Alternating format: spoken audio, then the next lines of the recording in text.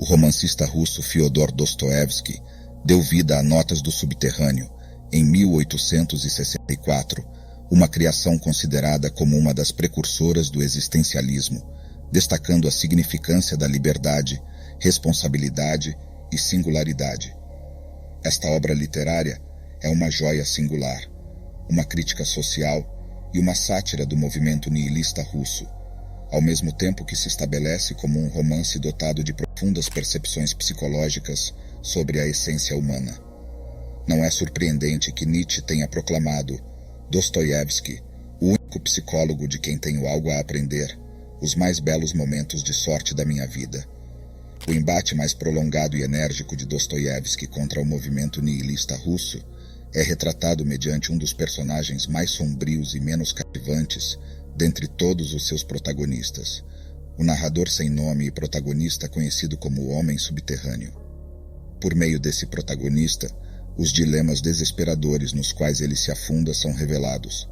Notas do Subterrâneo buscam conscientizar as pessoas sobre diversas ideias que ganharam terreno na década de 1860, abrangendo questões morais e políticas como niilismo, egoísmo racional, determinismo, utilitarismo, utopismo, ateísmo e o que posteriormente se tornaria o comunismo. A trajetória histórica na qual a obra foi concebida deve ser considerada antes de adentrarmos nas profundezas de Notas do Subterrâneo. Em 1862, Ivan Turgenev deu à luz um dos mais celebrados romances russos do século, Pais e Filhos, onde os personagens exploram uma nova e peculiar filosofia chamada niilismo, que havia ganhado popularidade entre a juventude russa. No passado, niilismo era sinônimo de ceticismo, contudo, evoluiu para um niilismo moral e político definido como: um nihilista é um indivíduo que não reconhece nenhuma autoridade, não aceita nenhum princípio pela fé, independentemente da reverência que esse princípio possa ter. Os nihilistas autodefinem-se como negadores de tudo, rejeitando todos os ideais pré-estabelecidos. O egoísmo racional emergiu como a filosofia social predominante no seio do movimento nihilista russo, advogando que apenas ao maximizar o próprio interesse se pode ser verdadeiramente racional. Essa ideia partilha semelhanças com o utilitarismo, cujo objetivo é maximizar a utilidade como bem-estar e felicidade para todos os indivíduos. Dostoiévski percebia o crescimento do egoísmo racional como uma ameaça genuína, temendo que sua exaltação do ego pudesse moldar as mentes vulneráveis para afastá-las de valores sólidos, direcionando-as para um egoísmo destrutivo, imoral e real. O seguinte trecho encapsula essa mentalidade: eu posso dizer que o mundo vá para o inferno, mas ainda devo tomar meu chá.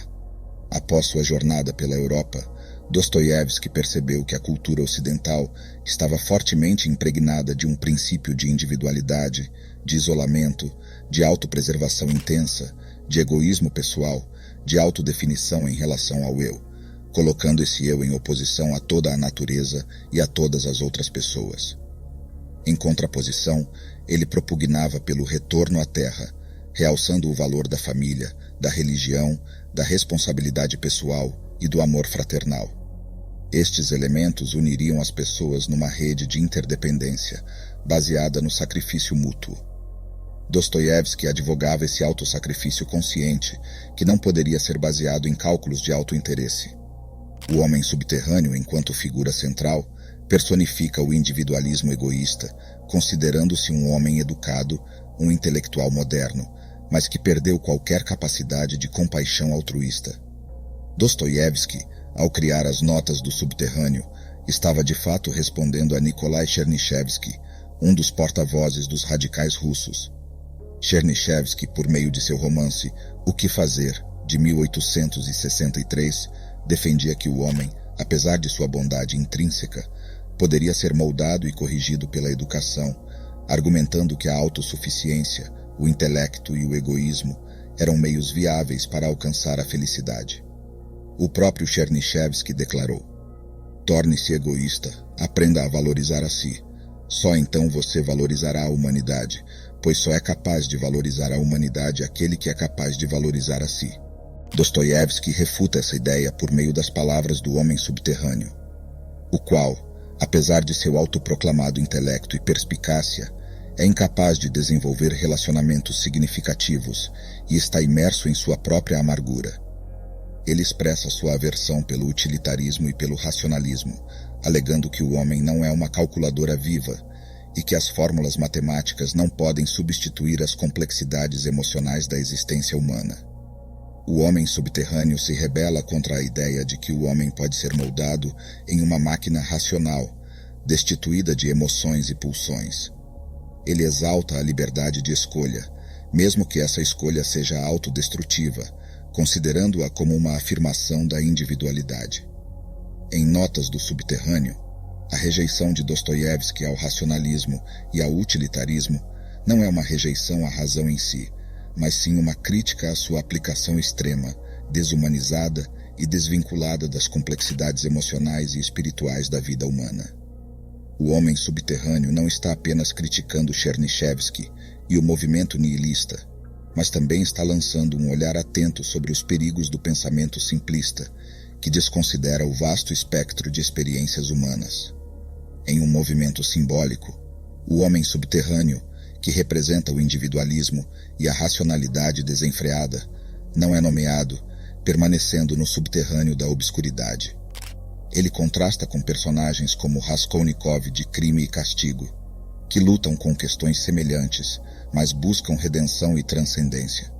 Enquanto Raskolnikov almeja a superação de sua teoria do homem extraordinário e busca a expiação, o homem subterrâneo recusa qualquer tipo de resolução positiva, preferindo a autodestruição. A ambiguidade do final do romance, onde o homem subterrâneo está na rua após um encontro aparentemente promissor com Lisa, uma prostituta que representa a compaixão e a bondade, reflete a luta contínua entre o desejo de conexão humana genuína e o auto-isolamento impulsionado pelo orgulho. Dostoiévski deixa o destino do protagonista incerto, convidando os leitores a refletirem sobre o futuro do homem subterrâneo e, por extensão, sobre a direção da sociedade russa e, talvez, da humanidade. Portanto, Notas do Subterrâneo de Dostoiévski são uma resposta multifacetada a uma gama de ideias que estavam ganhando força em sua época, incluindo o nihilismo, o egoísmo racional e o utilitarismo.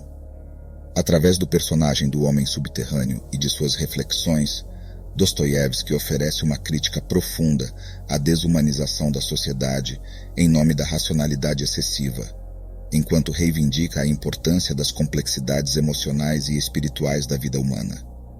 O romance permanece como um lembrete atemporal sobre a necessidade de equilibrar a razão com a compreensão empática da natureza humana.